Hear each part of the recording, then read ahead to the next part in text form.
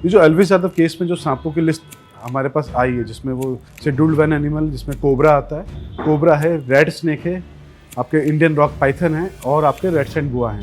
Scheduled one animals में 6 साल तक की सज़ा भी होती है और आपका जुर्माना भी लगता है। तो इस केस में ये हो सकता है।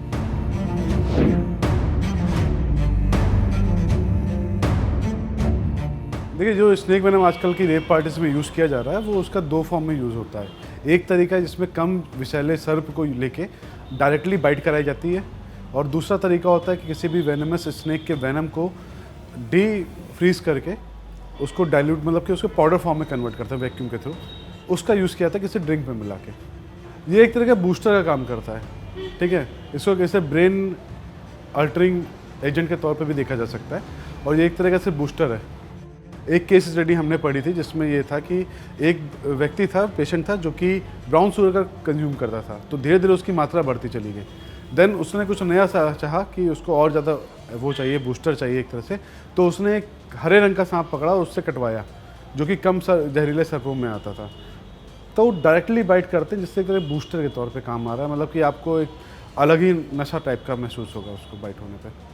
ये जो एल्विस यादव केस में जो सांपों की लिस्ट हमारे पास आई है, जिसमें वो मीडिया के थ्रू या न्यूज़ के थ्रू हमें पता चला है, तो उसमें शेड्यूल्ड वन एनिमल, जिसमें कोबरा आता है, रेड स्नेक है, आपके इंडियन रॉक पाइथन है और आपके रेड सैंड बुआ हैं।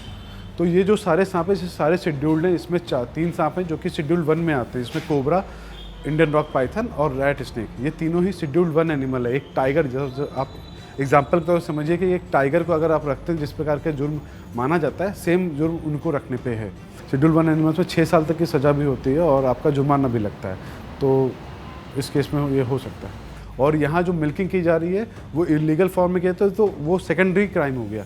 मतलब एक साथ 2 क्राइम हो रहे हैं, जिसमें आप बिना परमिशन के सांप का जहर निकाल रहे हैं और उस सांप को पकड़ के रखे हैं। और आज के ट्रेंडिंग में क्या था कि लोग पार्टीज़ में इन सांपों के साथ फ़ोटो खिंचाते हैं, और ये वो ट्रेंड इसलिए भी बढ़ा हुआ है। इसलिए वो अलग तरह के सांपों को, और जो फ़ोटोज़ आई हैं, जिसमें एल्विस यादव केस में जो फ़ोटोज़ आई हैं, जिसमें आप देखेंगे कि सपेरे पूरे ड्रेसअप होके आए हुए हैं और वो बीन वीन के साथ एक्टिविटीज़ करते हुए थे। तो वो क्या है, वो एंटरटेनिंग के भी लिए भी था कि साथ में फ़ोटो खिंचाएँ, कुछ वो अपना धुन बजाएँ, जो भी करें। तो एंटरटेनमेंट और नशे दोनों में ही यूज़ किया गया है। देखिए, जो डेटा कहता है उसके हिसाब से तो सबसे अधिक जो यूज़ किया जा रहा है वो कोबरा का वेनम यूज़ किया जा रहा है, क्योंकि कोबरा जो सांप होता है भारत में सामान्य रूप से सबसे अधिक पाया जाता है और हर व्यक्ति को पहचान है उसकी। जो भी सपेरे होते हैं उनसे ईजिली मिल जाता है। आप देखोगे कि किसी भी सपेरे के पास आपको कोबरा ज़रूर मिलेगा, तो उसको मिलना आसान है, इसलिए ही कोबरा यूज़ करते हैं।